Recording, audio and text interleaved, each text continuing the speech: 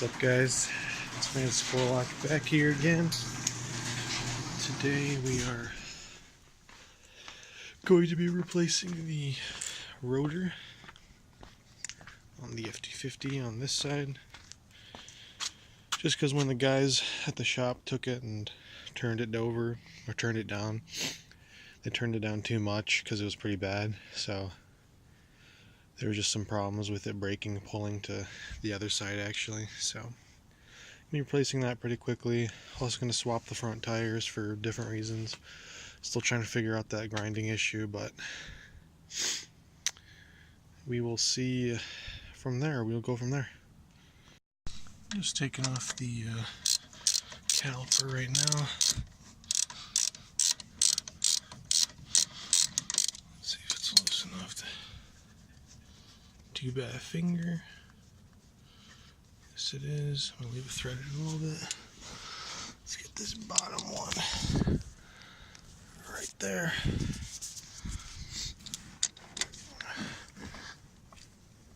Alright.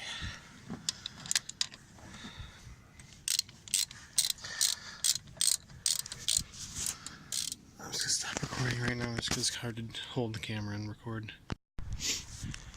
Got the bracket out, the calipers out. Now this guy's pretty thin. You can kind of see where they grounded down on both sides. But I'm gonna go get the other rotor and I'll show you the difference. At least I think there's a big difference. I haven't actually looked and compared them yet, but I'll compare them in one moment. So this is the new rotor. That's the old rotor.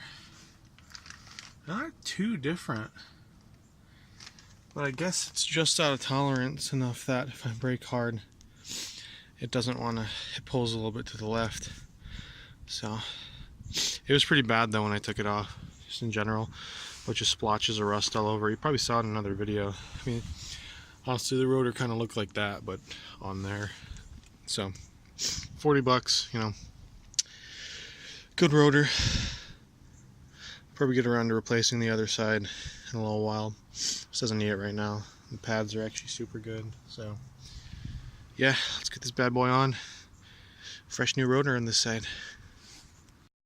You know, actually after looking a little bit closer at both of these, this one you can see it's pretty flat on each end, right? This one, it looks like it's flat, but it actually has a little like 2mm bevel here with a couple lines. So that doesn't exist on the other one, so it's pretty worn down, I'd say, especially after they turned it. So let's get this guy on. I didn't really show much of the rest of the install. It was just putting the wheels back on. Well, I took the other wheel off. I used 2 jacks.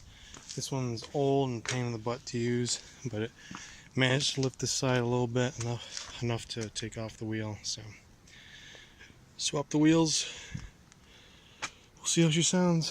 And in about a second, I'm going to lay under there and check the front drive shaft and see if there's any play in it. Maybe that's causing the vibration.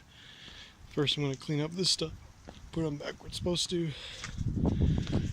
And then I think in a couple hours, because my dad has some business stuff to attend to still, that we'll be going with my truck to pick up our Christmas tree. So that'll be fun.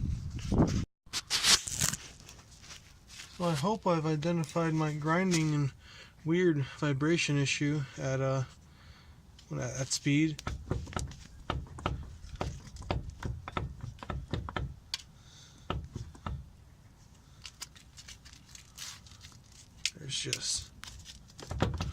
There's a ton of play in that.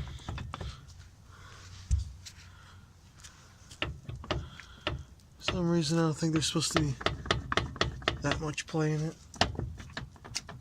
Looks like at the transfer case it's good. It's just up in the front. Hopefully we can get that fixed.